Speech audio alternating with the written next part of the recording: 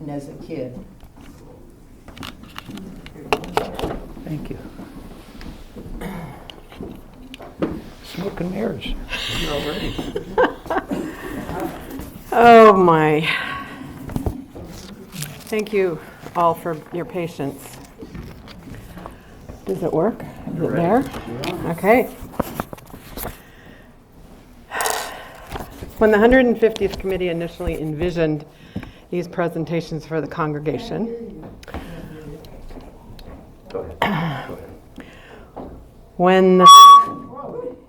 Yes, we can hear. When the 150th committee initially envisioned these presentations for the congregation, we were hoping to have someone from the Historical Society come and share a presentation on Port Townsend history. But staffing changes on their side left us without that opportunity. So as I set out to research on the home front for my presentation, I struggled with the definition of the phrase on the home front, which was first used in 1917 during World War I to describe the full participation of the British public who were suffering from the Zeppelin raids and enduring food rationing.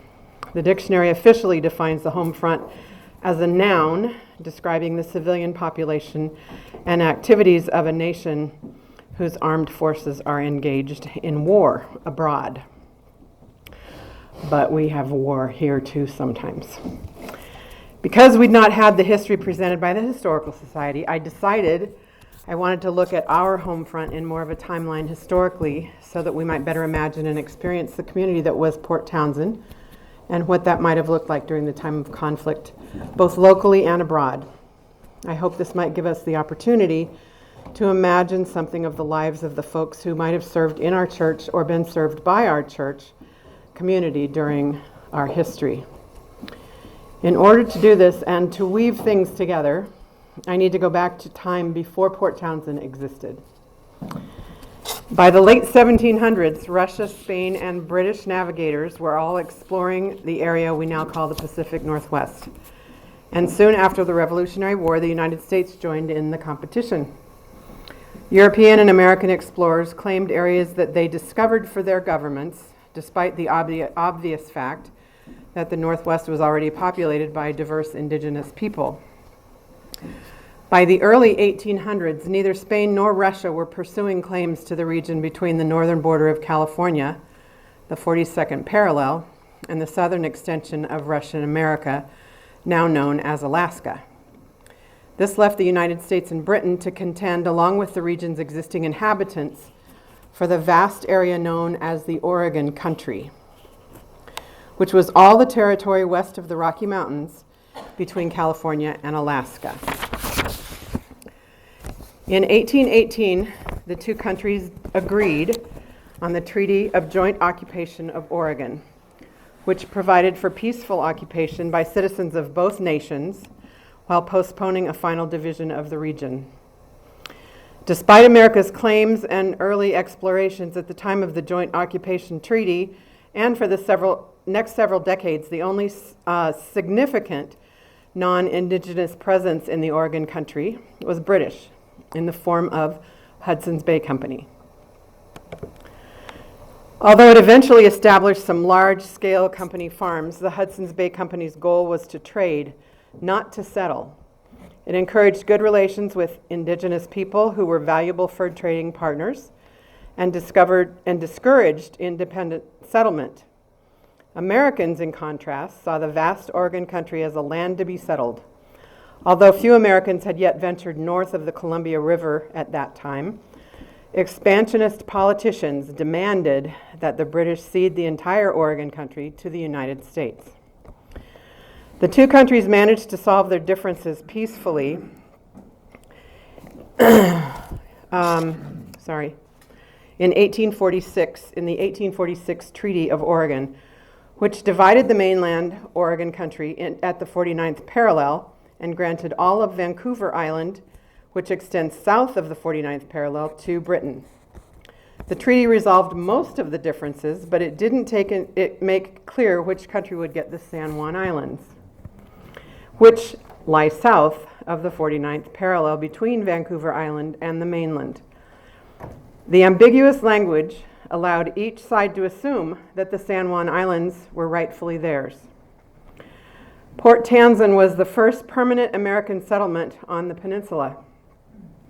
The first white settlers, Alfred Plummer and Charles Batchelor, arrived in 1851 and were brought to shore by the same Captain Fowler who sold us the land that our church was originally built on. They built a log cabin in 1951 at what is now the corner of Water and Tyler Streets. By May of 1852, I said 19, didn't I? May of 1852, the total recorded population of Port Townsend consists of 3 white families and 15 white bachelors. Also in 1852, Jefferson County was established as a part of the Oregon Territory. And by 1853, 20 years before our original stone church was envisioned, Washington became a territory. Meanwhile, for 8 years after the Treaty of Oregon was ratified, neither the United States government or Great Britain made any move to use or occupy the islands that each claimed. Eventually, in 1854, Great Britain's Hudson Bays Company set up a successful salmon curing and sheep ranching operation on San Juan Island. A man named Charles John Griffin was the company agent appointed to manage the new farm. The sweeping views inspired him to name the operation Bellevue Farm. Along with the sheep, Griffin brought crop seed and farm animals, including some Berkshire boars. Because of its position near the entrance of the Sound, Port Townsend in 1854 became Puget Sound's customs point of entry. It was a bustling port, seemingly destined for greatness. Isaac Eby, the U.S. Customs collector stationed at Port Townsend, made several trips across the Strait of Juan de Fuca to demand that the Hudson Bays Company pay custom duties on the animals and other property that it had, in Eby's view, smuggled into the U.S. territory. A series of verbal confrontations followed as Eby and his deputy threatened to seize the company's sheep for the uncollected duties, and Bellevue farm manager Griffin threatened to have them arrested, but none of those threats were carried out. In 1856, the U.S. military established Fort Townsend, which they built about 4 miles down the bay from Port Townsend near Chimacum Creek, which had been determined to be the nearest reliable source of good water. At that time, the barracks and facilities at Fort Townsend were built to meet an anticipated need for protection from the indigenous people who were living in the area. Back across the strait, American settlers first began appearing in the San Juan Islands between the summer of 1858 and early 1859. And I have to tell you, it was uncanny that his sermon this morning talked about cameras focusing, because I think you'll notice that I've taken a lot of stuff and made copies of it from the internet, and it's not all clear. So I apologize.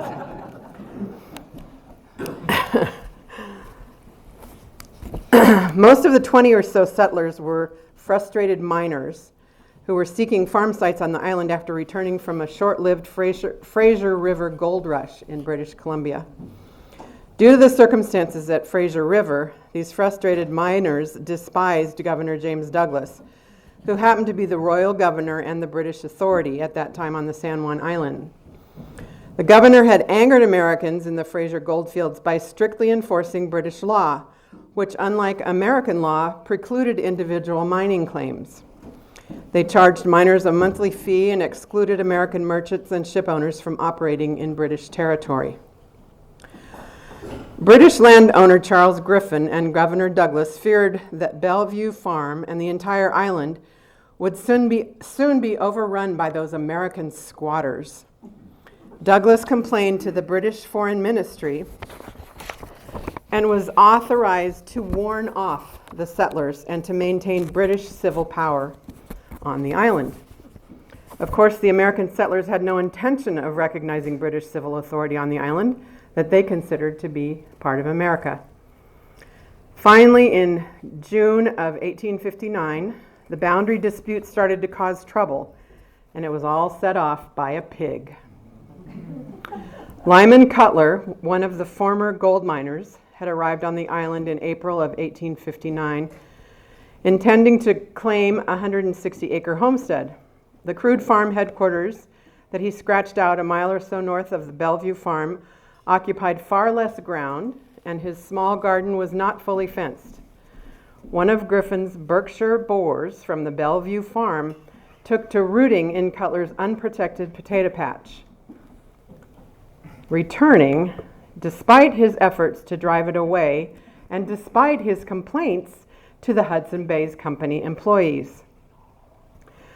When the boar returned again, June 15, 1859, Cutler, goaded by the laughter of the company herdsmen watching the boar rooting in his potatoes, shot the pig.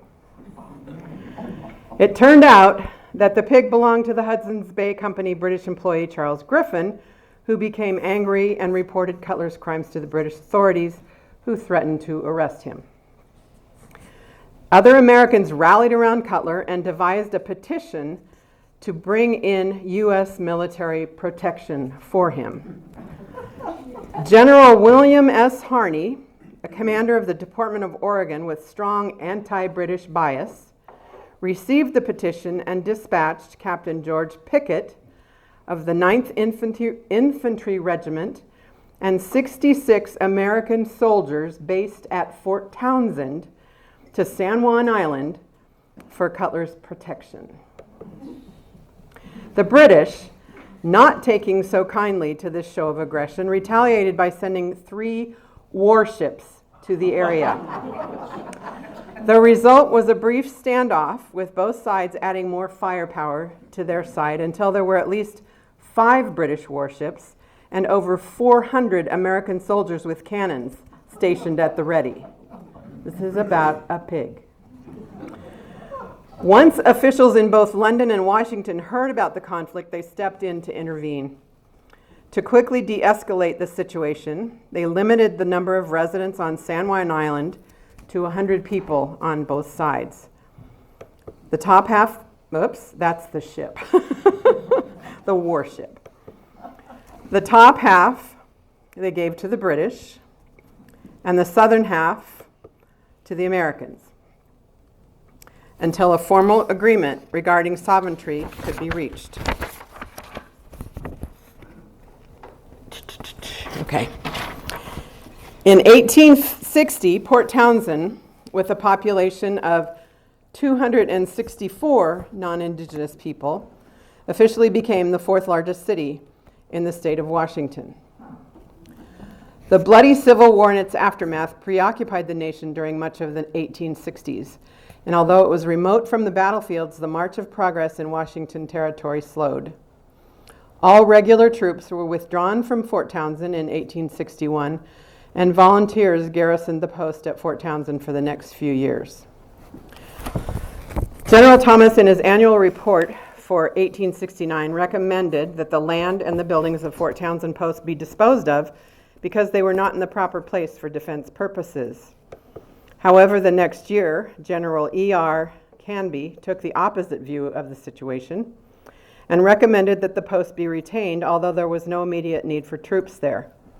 He gave his reasons for desiring the post retained: that it was near the frontier, on a very good harbor, and troops stationed there would be in easy reach of the whole Puget Sound.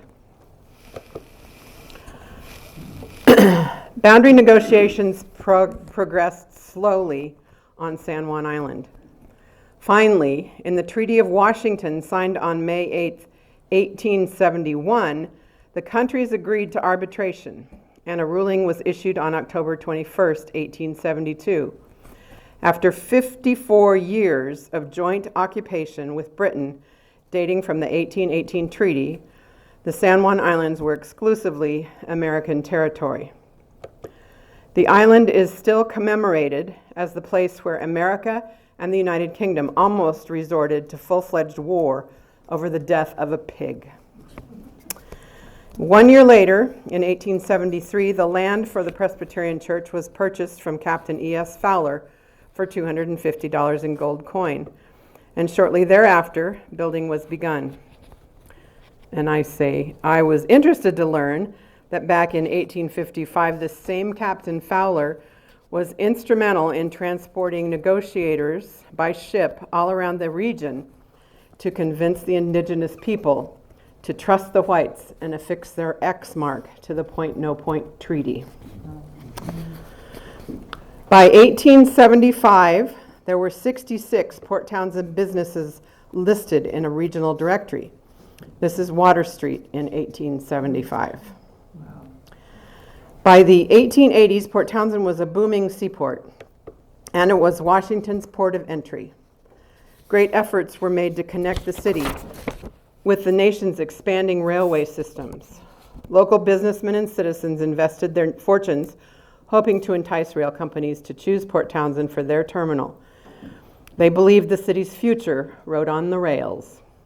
In 1874, Company C of the 21st Infantry, commanded by Captain George Burton, who had been stationed at American Camp San Juan, was transferred to Fort Townsend, where it remained until 1876. General William Tecumseh Sherman again thought the fort too far away from town, and he remarked in 1877 that he regarded Fort Townsend as an obsolete establishment. Instead of the garrison protecting Port Townsend, the town is guarding Fort Townsend. It was recommended again in 1888 that Fort Townsend be abandoned because of its small size and poor location. It was thought that a new fort of large proportions might be constructed closer to Port Townsend. In 1894, General Otis had taken command of the Department of the Columbia, which incorporated the Puget Sound Territory, and he took the stance that as Fort Townsend remains in operation and is garrisoned by a single company of infantry, the only advantage to be derived from its retention consists in the fact that it furnishes shelter for the troops. It might as well not exist. By 1889,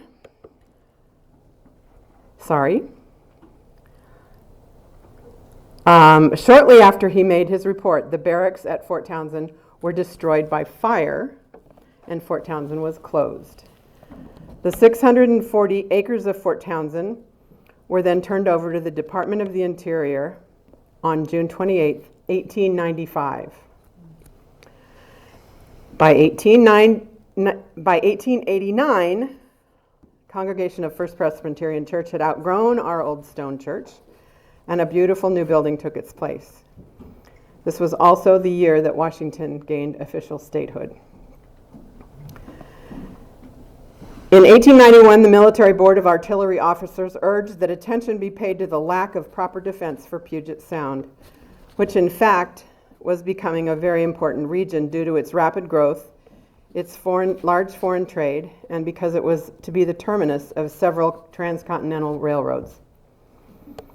As the non-seafaring population increased, Port Townsend reached a tentative agreement with the Oregon Improvement Company, a subsidiary of the Union Pacific Railroad, to route its line from the Columbia River to Port Townsend.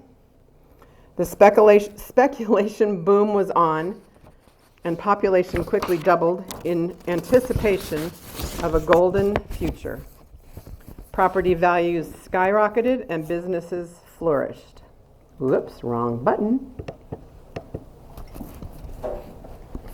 I was interested to find part of an essay written by John Muir in 1889 that talked about Port Townsend at this time. He said, "The upper story of Port Townsend is charmingly located, wide, bright waters on one side, flowing evergreen woods on the other. The streets are well laid out and well tended, and the houses, with their luxuriant gardens about them, have an air of taste and refinement seldom found in towns on the edge of a wild forest. The people seem to have come here to make true homes, attracted by the beauty and fresh, breezy healthfulness of the place, as well as by business advantages, trusting to natural growth and advancement instead of restless, booming methods. They perhaps have caught some of the spirit of calm moderation and enjoyment from their English neighbors across the water in Victoria. Of late, however, this sober tranquility has begun to give way. Some whiffs of the whirlwind of real estate speculation up the Sound having at length touched the town and ruffled the surface of its calmness." End quote. The first attempt at a railroad connection ended with only 1 mile of track. The second made it as far as Quilcene, 27 miles. Hopes were dashed when Portland and Tacoma were named the Transcontinental Line terminals. The rail line did make it from Port Townsend to Quilcene, and it did run for nearly 100 years into the 1980s, but always at a financial loss. The railroad's claim to fame was that it is said to have changed ownership more than any other railroad in the entire country. In 1893, the nation was led into an economic crisis that became the worst depression in U.S. history at that time. Railroad and industrial stocks plummeted, and several major companies went bankrupt. The Panic of 1893 saw Port Townsend population plummet from 9,000 to barely 2,000. Port Townsend Bay became a graveyard of abandoned boats, and Port Townsend would never again be counted as one of the 10 most populous cities in the state. It fell into a deep and prolonged decline. 3 years later, in June of 1896, the Secretary of War was authorized by Congress to fortify 3 points on the coast of Washington to be called Fort Worden, Fort Casey, and Fort Flagler for the protection of Puget Sound. The Admiralty Inlet was considered so strategic to the defense of Puget Sound at the turn of the century that these 3 forts were built at the entrance with huge guns, creating a triangle of fire that could theoretically thwart any invasion attempted by sea. The cost of construction and armament of the Puget Sound defenses was estimated at $7 million, a boon to the severely depressed economies of Jefferson County and Port Townsend, still suffering from the effects of the Panic of 1893. Marrowstone Island was the first developed. This had not been done without foresight. In 1866, a number of years earlier, by executive order, a section of 640 acres of land had been reserved for military purposes. In late 1896, after receiving the orders to fortify the Puget Sound, the Army Corps of Engineers surveyed the Marrowstone site for the fortification, and in 1897, the government purchased more land from individual landowners to build additional gun emplacements. Building the defense fortifications proceeded slowly until the Spanish-American War of 1898. There was no actual construction work done until after the battleship USS Maine blew up and sank in Havana Harbor on February 16, 1898, with the loss of 252 officers and men. Then the work on a fort was accelerated to protect the Puget Sound Naval Shipyard, which had been built in 1891, from potential threats from the Spanish fleet. Fort Flagler was occupied by Battery B, 3rd Coastal Artillery, prior to completion, and was designated as the temporary headquarters of the Harbor Defense Command of Puget Sound. The detachment consisted of 3 officers and 86 enlisted men who lived in a tent encampment while they trained and worked alongside local laborers. Construction materials for all 3 forts were purchased largely from local sources. Lumber came from the mills in Port Townsend, Port Hadlock, and Port Gamble. Sand and gravel came from the nearby pits. Construction of 12 buildings, including offices, mess hall, and barracks, was completed in June of 1899. Named in honor of Brigadier General Daniel Webster, Fort Flagler was the first to be officially activated on July 27, 1899. When completed, Fort Flagler had 26 artillery pieces overlooking Admiralty Inlet. I was surprised at how much bigger it was than I had thought that it was.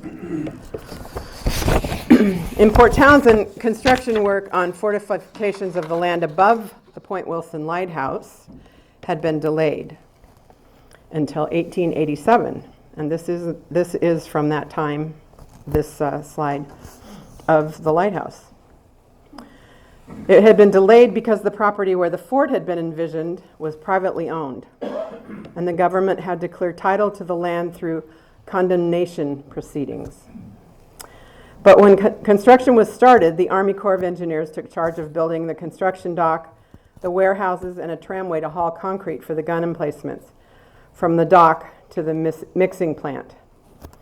To meet construction needs, the Army laid a pipeline from Port Townsend and pumped water into large storage tanks inside the fort.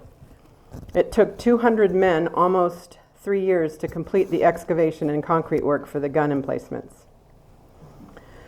Named in honor of Admiral John Lorimer Worden, captain of the ironclad vessel USS Monitor, Fort Worden was activated in 1902. The 126th Coast Artillery Company, consisting of 87 soldiers, was the first detachment assigned to Fort Worden. They arrived from Seattle on board the steamer SS Majestic in May of 1902 and were quartered pending the completion of the barracks. 23 permanent buildings were under construction. A communication system connecting the three forts by cable was installed in 1903, and a powerhouse was built to supply electricity to the fort at the cost of $60,000. In September of 1904, headquarters of the Harbor Defense Command of Puget Sound was transferred from Fort Flagler to Fort Worden. Once work on the main batteries and Army posts had been completed, more troops were assigned there, along with the 6th Artillery Band, which must have been quite a fun experience for the community of Port Townsend. By the fall of 1905, Fort Worden was fully staffed, with 4 coast artillery companies and the harbor defense system costing approximately $7.5 million was considered complete and operational, but still with self-generated electricity. Finally, in 1907, electric power made it out to Fort Worden. The addition of the 2 active forts was a modest boost to help Port Townsend's population to increase between 1900 and 1910. But in reality, barely 700 people were added to our count. On April 6th, 1917, World War I was declared, and the complement at Fort Worden was greatly expanded as soldiers arrived for training prior to being sent to European battlefields. To keep up with the demand, construction of new barracks and buildings continued throughout the war. This is Fort Worden. America's involvement in 1917 demanded artillery, and 16 of Fort Worden's 41 artillery pieces were shipped to battlefields across Europe. At the onset of the Great War, the U.S. War Department ordered the Harbor Defense Command to build 7 regiments to be sent to France to fight under General John Pershing.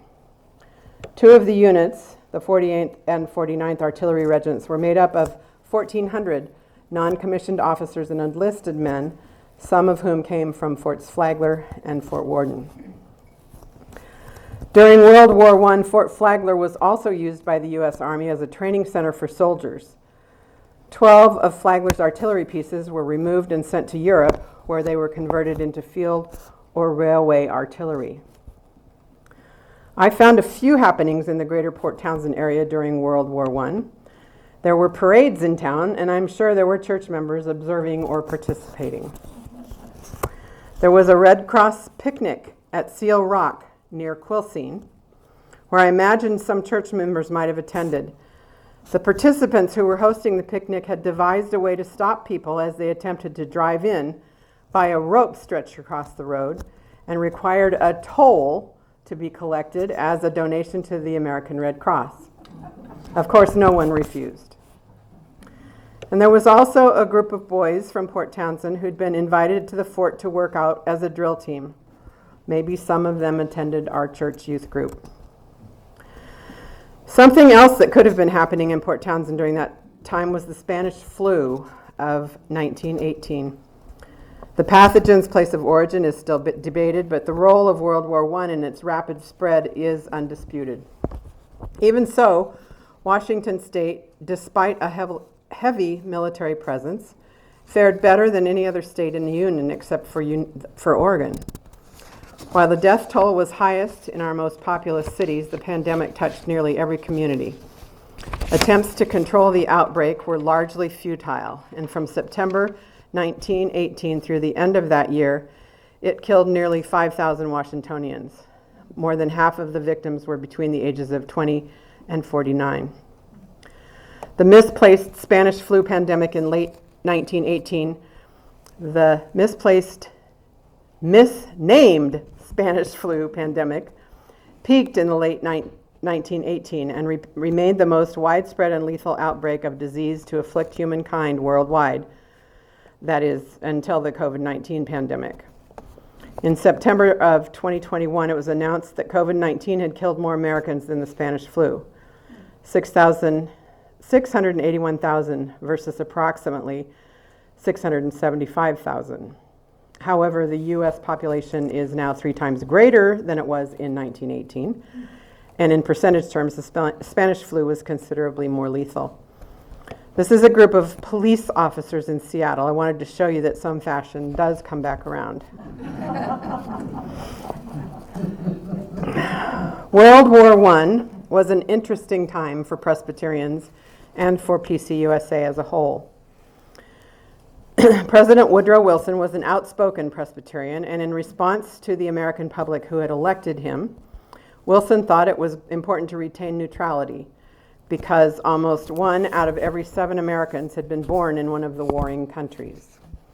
Wilson said, "Neutrality is a negative word. It does not express what America ought to feel. We are not trying to keep out of trouble. We're trying to preserve the foundations on which peace may be rebuilt." However, in 1917, America was forced to become involved after continued German submarine attacks, and Wilson ultimately offered assistance to the Allied forces. The General Assembly of the Presbyterian Church in the United States, during its sessions in May of 1917, took steps to include its ministers and other church workers in a massive mobilization for war. "Shall Chaos Triumph" was one of the many posters issued during World War I to encourage support of the war. The poster was created to encourage people to give to the Victory Fund campaign, a war bond campaign that would help to finance the Allied victory. The text, "Shall Chaos Triumph," encouraged people to give as much as possible to advance the military campaign.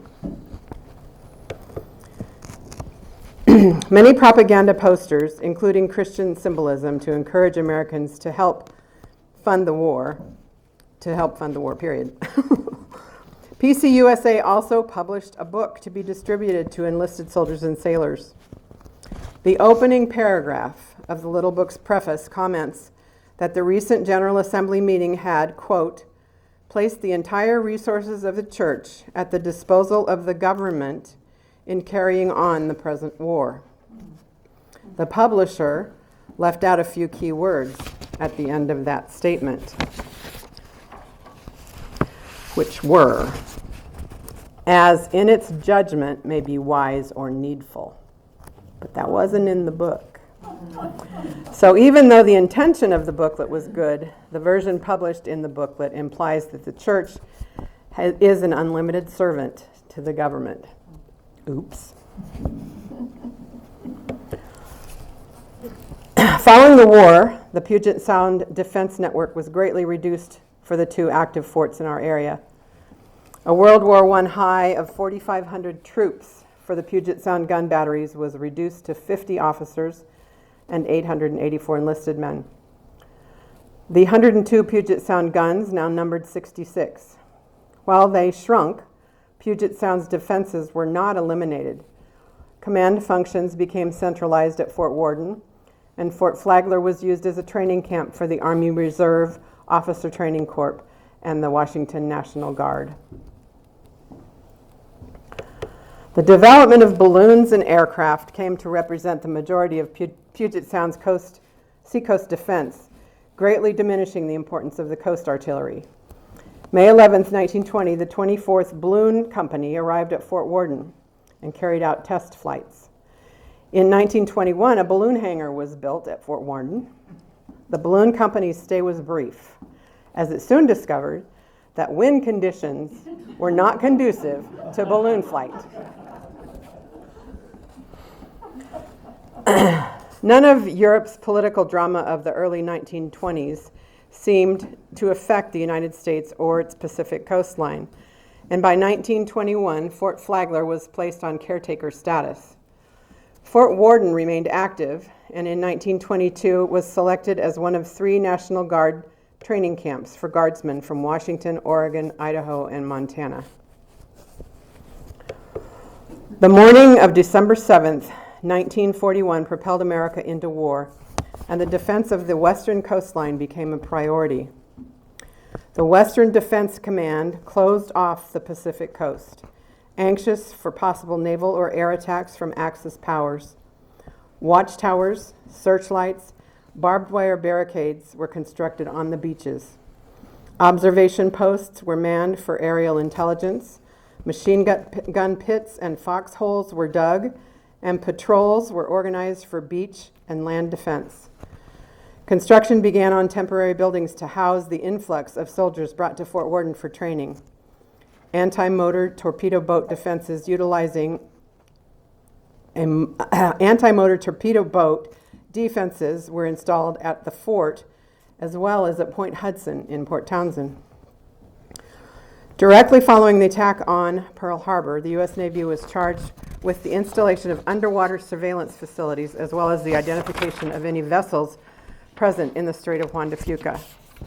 These new responsibilities led to the creation of the Joint Harbor Entrance Control Post and Harbor Defense Command Post at Fort Worden, which was manned 24 hours a day. These water operations were a concerted effort between the Army and Navy. The Japanese submarine attack on the United States mainland 200 miles south of Fort Worden, along with the Japanese invasion of Alaska's Aleutian Islands that same month, prompted the U.S. military to place an even higher priority on seacoast defense. Batteries and buildings were quickly camouflaged. Dummy buildings and natural concealment techniques were employed. The troop numbers at Fort Worden increased drastically. Nearly 4,500 troops were stationed at Fort Worden by 1943, a stark contrast from the 600 men who had called the fort home just 3 years before in 1940. America was prepared, but fighting became concentrated in Europe and the Asian Pacific. The threat of a Pacific Northwest invasion had mostly passed. Fort Worden continued to train and house troops destined for battle overseas. In the community of Port Townsend, starting in the spring of 1942, all citizens were required to follow a rationing program that was established to set limits on the amount of gas, food, and clothing that consumers would purchase. Families were issued ration stamps that were used to buy their allotment of everything from meat, sugar, fat, butter, vegetables, and fruit to gas, tires, clothing, and fuel. Most rationing restrictions ended in August of 1945, except for sugar. Which lasted until 1947 in some parts of the country. Port Townsend and Jefferson County, along with most communities in the country, had locals heading off to fight the war. This is a display in the window of a Port Townsend drugstore that says, "These are residents of Port Townsend fighting in World War II." And another notice that was titled, "Boys of Jefferson County, bound for World War II." There might have been some overlap on these two notices. I'm sure some of these were attached to First Presbyterian in some way. The end of World War II also marked the end of major military activity at Fort Worden. The pieces of artillery were being removed in 1946. The only uptick of activity came in September of 1950 when a battalion of 400 arrived to begin training in response to North Korea's attack on their southern neighbor. Worden's coast artillery units were disbanded, the batteries dismantled, and the fort was relegated to an administrative unit on June 30th, 1953, when the Harbor Defense Command was deactivated.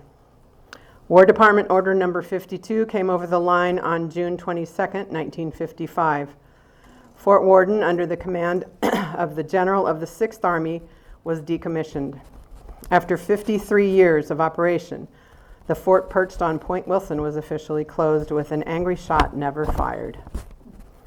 As for our other Ring of Fire contingent, many of the buildings at Fort Flagler had been torn down in 1936 because of dry rot, but they were then rebuilt during World War II and the Korean War, when the Army used the fort for amphibious warfare training and maneuvers.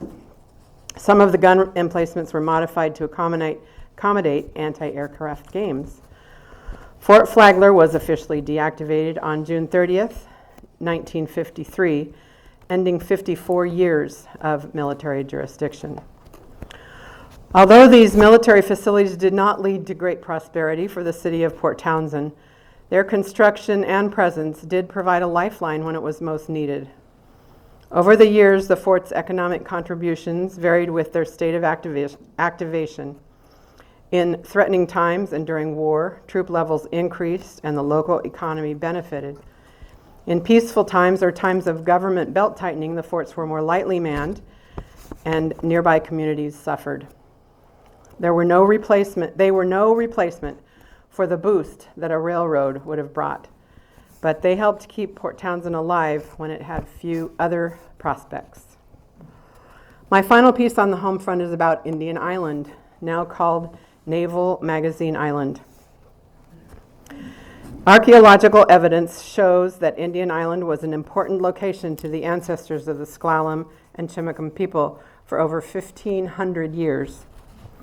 In 1870, 15 years after the No Point Treaty, which moved indigenous people to the reservations set up by the government, Cheechmahan, who had been a friend to the settlers in Port Townsend, met with a territorial delegate asking that the tribe be given Indian Island as the Sklallam Reservation, but that request was denied.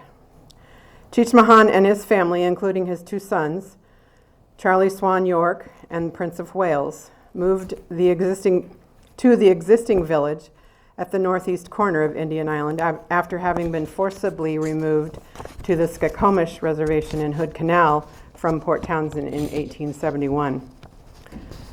Sklallam Indian Agency real estate records show that in 1887, a parcel of Indian Island land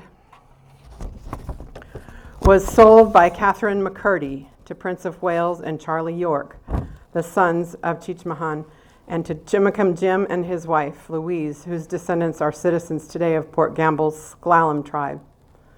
And that's this little tiny red dot. That's what she sold to them. In 1888, Prince of Wales purchased additional land on the island from Ms. McCurdy and maintained ownership and residency there until 1941. Indigenous-owned lands on the island were lost when the federal government took it through the eminent domain process to convert the island into a naval base. The federal government purchased the land on Indian Island in 1939 and established Naval Magazine, Indian Island, and Net Depot on May 10, 1941, 7 months before the Japanese attack on Pearl Harbor. During World War II, Indian Island's personnel worked around the clock to load Navy ships with munitions, assemble mines, and manufacture the giant anti-submarine nets that protected Puget Sound waterways from penetration by enemy vessels. At the height of the war, more than 350 military personnel and 200 civilians worked on the island to load vessels 7 days a week, sometimes loading 2 ships a day. When work levels dropped off after the end of the Korean War, the island was placed in a reduced operation status in 1959. After construction of the Trident submarine base at Bangor, the Navy's conventional munitions storage and handling facilities mission shifted back to Indian Island with completion of a new ammunition wharf in 1978. Today, approximately 170 civilian and military personnel work on the island every day. Naval Magazine Indian Island is the U.S. Navy's only deep-water ammunition port on the West Coast, with a pier that can support the largest Navy and commercial vessels afloat.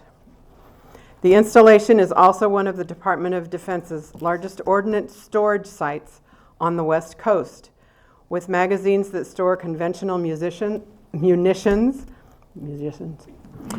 ranging from small arms ammunition to aircraft ordnance to ship-launched missiles. The installation's mission is to provide ordnance logistics support to the Navy, joint military services, and allied nations during times of peace and war. An average of 50 vessels stop at the island each year, including aircraft carriers, guided missile destroyers, guided missile submarines, ammo ships, U.S. Coast Guard patrol boats, military sea lift command vessels, and commercial barges and container ships. There are multiple sides to arguments regarding war and peace. I was married to a Quaker who became a Presbyterian.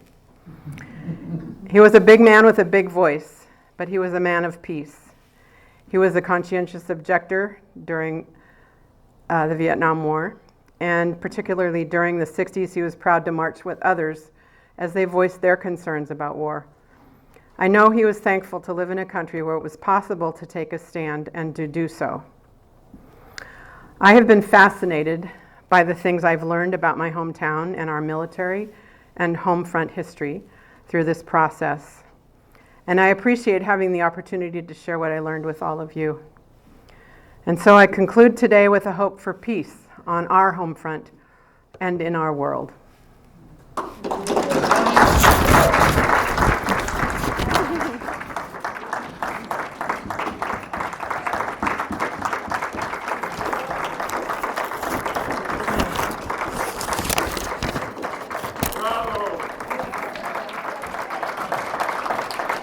I will admit to sitting down yesterday after having lunch with Kathy and Elizabeth and sitting with my laptop on my lap and working on this. I'd been doing it for many days before that. And at 7 a.m. this morning, I looked up and the sun was coming up. Yes, I worked all night and I didn't get any sleep, and I'm completely amazed that I'm still standing here.